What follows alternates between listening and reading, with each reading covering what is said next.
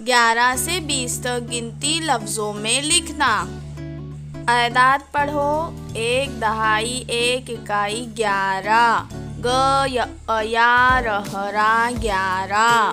1 दहाई 2 इकाई 12 बारहरा 12।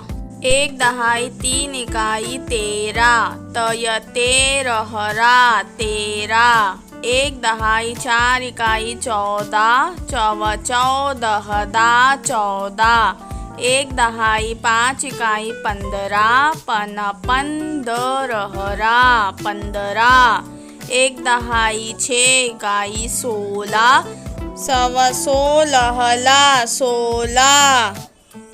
1 दहाई 7 इकाई 17 सतरहरा 17।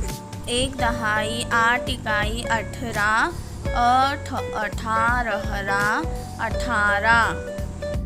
1 दहाई 9 इकाई 19 19 नून पर तशदीद आएगा क्योंकि नून को 2 बार पढ़ा गया है। 2 दहाई 0 इकाई 20 20। हमने पढ़ी 11 से 20 तक लफ्ज़ों में गिनती। खुदा हाफिज़ बच्चों, मिलते हैं अगले वीडियो में।